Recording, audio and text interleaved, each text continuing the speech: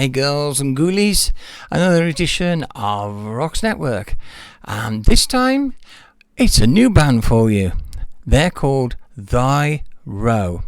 They're a Finnish 5-piece hard rock band, and they've got together and founded essentially in 2017, and they've just released a brand new album called Unchained. There's 10 tracks, 11 tracks in the bonus Japanese CD. Why come the Japanese always get bonus tracks? I don't know. Quite frankly, it sucks. It's on Rockshot Records, and it is very good. It is a mixture of 80s metal, new metal. There's all sorts thrown in there. They really do wear their influences on their sleeves, and it works for them. The story behind the album is essentially how the band came together and the things that they've learned, the mistakes that they've made along the way. So it is a very personal album for them. Anyway, on with the interview with Thy Row.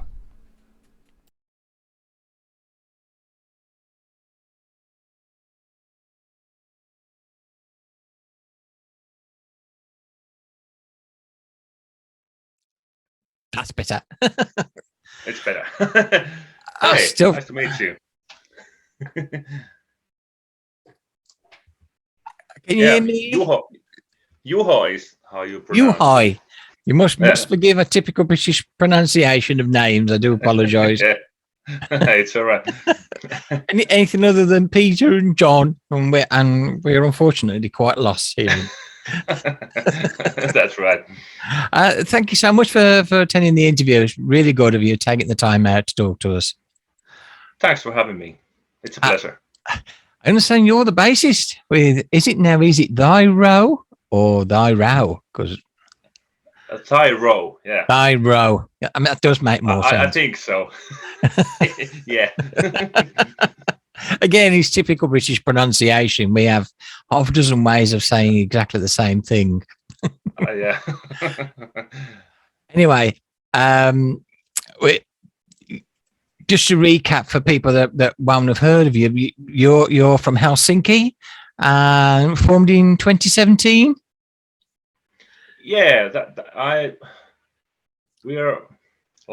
the year we really started doing things. Thy Row was already formed maybe in 2015, but there were only 3 guys and they were just jamming out at the rehearsal place. So, but 2017 we really kicked it off. That's when you decide to really make a go of it. Yeah, that's right. And you've released an album called Unchained. Is that right? On Rockshots Records? Yeah, the Italian label ROX Records. Yeah. How did that come about? Well, our lead singer Mikael Salo, he's at least in 4 bands at the moment. So I think two of his other bands are signed to Rockshots Records too. So there's some logic in there. But yeah, we finished our album, and when it was finished, we just started looking at the possibilities for record labels, because we wanted to be signed at least somewhere. But Rockshot Records, even though they're not so big name, they have lots of potential, and because Mikael knows the manager, and Roberto, he's a really nice guy, and it's always so easy to make things happen with him. So it was the best choice we could think about at the moment. Yeah. There is a lot to be said for the smaller labels anyway. Yeah. It's not like such a big juggernaut where you do more or less what they tell you. Yeah, that's right. Has that allowed you to have more creative freedom than you may have perhaps not had with the Sonys of this world? Yeah, our relationship with Rockshot Records is quite open. We can almost do what we want, and it's more like because we have been doing this for a couple of years now, and we have like fine-tuned everything. We have found the right people to work with, so we can do our thing with our team, and Rockshot Records just supports us and gives us like support on promotion and like that. So that is good. It's good for us. Yeah, yeah. Because your sound is it's unique to you. The way that you've brought in elements of metal, but also elements of hard rock, and there's a very modern sound, but at the same time, there's the melody and there's the kind of production value that we would normally associate with 80s bands, for example. Yeah, because the inspiration for the music comes from the 80s hard rock and heavy metal, and our guitar players Jussi and Ville are the guys who do the songs and the writing, and then Mikael writes the lyrics. But the guitar players, their favorite bands are like Megadeth and Guns N' Roses and so on. So the music, the inspiration comes from there. But then we decided that we want to bring that music to 20th century, and like to have that modern sound that it sounds like from this day. And then we listened to some Avenged Sevenfold. That was a big reference for us. That what we wanted like to sound like. So that comes from there, and we really want it to be like polished. The sound you got that polished down, and modern. Yeah, even though it's hard rock and so on. Yeah, I mean they're as you say, it does sound very polished these days. Sometimes when it comes out of the mixing desk, it can be a case of everything on full. You've shown some restraint, and which is unusual for us guitarists to show any kind of restraint. Yeah, that's right. But that's one reason why it took so long for us to get the album done, because we really wanted to be perfect. Nothing more. Good things come to those who wait. Yeah. You've got some special guests on this album as well. I mean, now again, this is British translation. I'd never be any good at Eurovision Song Contest. I'd be absolutely shit. It's all right. Teemu, Winterson's Teemu. Yeah. Teemu. Yeah. You're going to be so pissed off with me by the end of this. No, it's all right. We're used to this. I mean, that is a big name. I mean, one of my husband's particular favorite metal bands. So to have him on board must have been great. Yeah, our lead guitar player Jussi knows Teemu quite well, and I think Teemu is one of the greatest guitar players in Finland right now, even in the world. He's like amazing. He is very quick. Yeah, and it's one of our things that we really it's not about that Jussi wouldn't know how to play things or that kind, but we want to, because we know so many people from the industry, so to say. So we want them to be involved in this, because it brings more for absolutely everyone. Yeah it pays off at the end of the day. Yes. So I need to bring up the subject of COVID and how did that affect the recording of the album, or had you got most of it sort of in the can by then? Yeah, I think it was recorded. At least most of the album was recorded before the COVID, but we had it was kind of a positive thing though to have the COVID, because before COVID we had quite many shows and gigs around Finland and in Estonia and everything. So every time you have a show coming, you have to concentrate for that.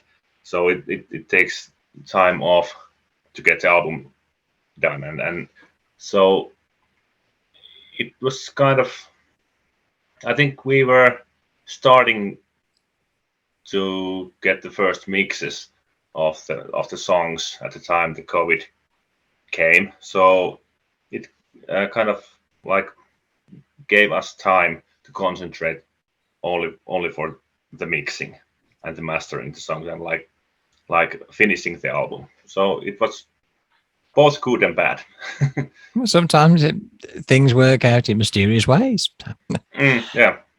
There is a lead. I mean, in this day and age, do we still have singles? I'm making myself sound very old, but the lead single, if you Unchained, I think that is such a strong song. And what made you choose that one to come out first with? Well, we think that song as like a theme song for ourselves, for our band, because it talks about that thing when like society demands something from all of us, and we have to be pretty, and we have to be rich, and we have to be famous and everything about that. But we wanted to like rip that mask off, and it's the album art talks about the same subject, that taking off the pretty mask and just be yourself and be natural and like that. So it's like it's like our theme song, and that's why we like it so much, because of the story, but of course because of the song. It's so powerful, and like it's Tyro. It's very good. It's a very catchy chorus. It really, Yeah, it's got one of them sort of earworms. yeah, that's right. You mentioned live shows. Are you back on the road now? Now the album's done, and you're going to support the album with any live shows? Not yet. We're like, how could I? Should I say it? It's like a hangover from the album release. We have to like get back together, and but we have one show coming, and we are really looking forward to it. But it's not until the end of December. But we are starting to look maybe now to the next year, 2022, and I think we're gonna be more active next year. Good to hear. Good to hear. Yeah. A band lives and breathes on stage. That's right. Fantastic. That's good. What next then for Thy Row?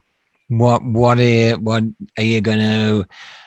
How long will it be before you get back in the studio? Have you already got songs that you're just itching to get on the mixing desk? Yeah. We are currently doing more songs. Of course, yeah. That's because that's so natural for us.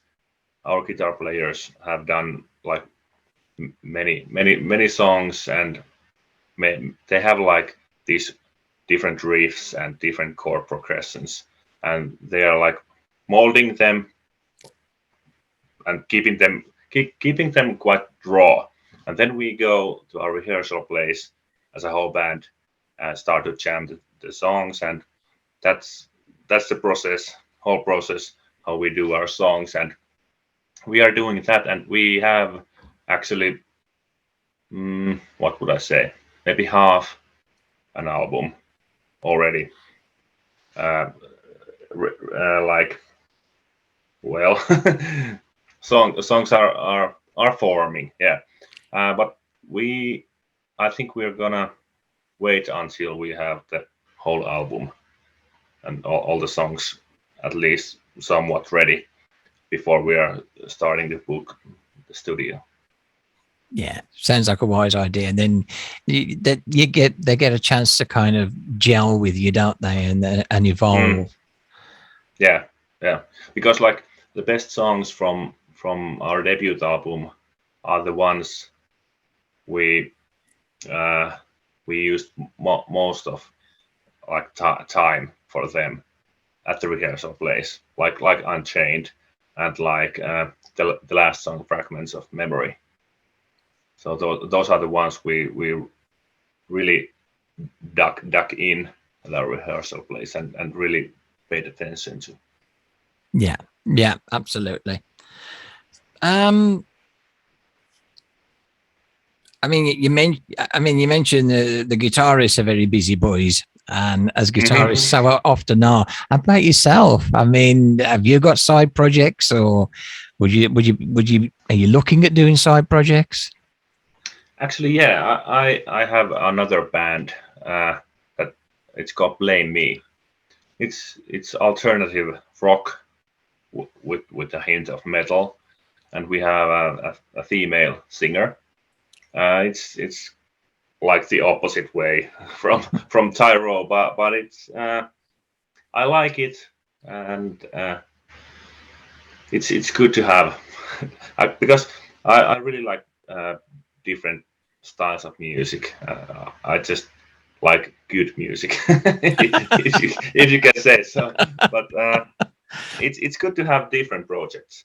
And now recently I just joined this one guy who does